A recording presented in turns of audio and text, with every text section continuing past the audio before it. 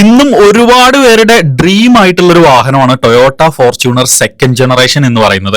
നമ്മുടെ ഒരു കസ്റ്റമറിന് വേണ്ടിയിട്ട് ഇന്ന് ഇൻസ്പെക്ട് ചെയ്യാൻ വന്നേക്കുന്ന ഒരു വാഹനമാണിത്. ഇതിനെ എത്ര വ്യത്യസ്തമാക്കുന്നതെന്ന് പറയുന്നത് ഇതിൽ വരുന്ന 3 ലിറ്റർ ടർബോ ഡീസൽ എഞ്ചിനാണ്. ഏകദേശം 171 BHP പവറും അതുപോലെ തന്നെ 343 Nm ടോർക്കും 1400 RPM പ്രൊഡ്യൂസ് ചെയ്യുന്നതാണ് ഇതിന്റെ ഏറ്റവും വലിയ പ്രത്യേകത എന്ന് പറയുന്നത്. വളരെ റിലയബിൾ ആയിട്ടുള്ള ഒരു ടൊയോട്ടയുടെ ബുള്ളറ്റ് പ്രൂഫ് എഞ്ചിൻ തന്നെയാണിത്. അതുകൊണ്ട് തന്നെ ഓഡോമീറ്റർ ട്രാമ്പറിങ് വളരെ കോമൺ ആയിട്ട് നടക്കുന്ന ഒരു വണ്ടിയാണിത്. നിങ്ങൾ ഈ കാണുന്ന വാഹനം ഏകദേശം 1,67,000 കിലോമീറ്റർ ഓടിയിട്ടുള്ള വാഹനമാണ്. നമ്മൾ ഡീറ്റെയിൽ ആയിട്ട് ഇൻസ്പെക്ട് ചെയ്ത സമയത്ത് ഇത് വളരെ ജെന്യൂൻ ആയിട്ടാണ് കണ്ടത്. ഈ എഞ്ചിനെ സംബന്ധിച്ചിടത്തോളം ഈ കിലോമീറ്റർ എന്ന് പറയുന്നത് വെറും പൂ പറിക്കുന്ന ലാഘവം മാത്രമേ ഉള്ളൂ. അത്രത്തോളം ബിൽഡ് ക്വാളിറ്റി ഉള്ള ഒരു എഞ്ചിൻ തന്നെയാണ് ഇത്. നിങ്ങളൊരു ടൊയോട്ട ഫോർച്യൂണർ യൂസ്ഡ് എടുക്കുകയാണെങ്കിൽ തീർച്ചയായിട്ടും ചെക്ക് ചെയ്യേണ്ട ഒരു കാര്യമാണ് ഇതിന്റെ സസ്പെൻഷൻ ക്വാളിറ്റി എന്നത്. ഡ്രൈവ് ചെയ്യുന്ന സമയത്ത് തീർച്ചയായിട്ടും നമുക്കിത് മനസ്സിലാവും.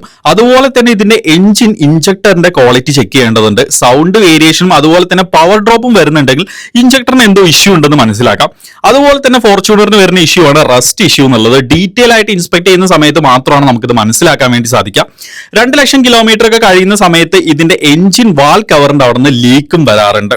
ഇതൊക്കെയാണ് കോമൺ ആയിട്ട് ഫോർച്യൂണറിന് വരുന്ന ഇഷ്യൂസ് എന്ന് പറയുന്നത്. ഇതുപോലുള്ള ഇൻസ്പെക്ഷൻ വീഡിയോകൾക്കായിട്ട് നമ്മളെ പേജ് ഇപ്പൊ തന്നെ ഒന്ന് ഫോളോ ചെയ്ത് വെച്ചോളൂ.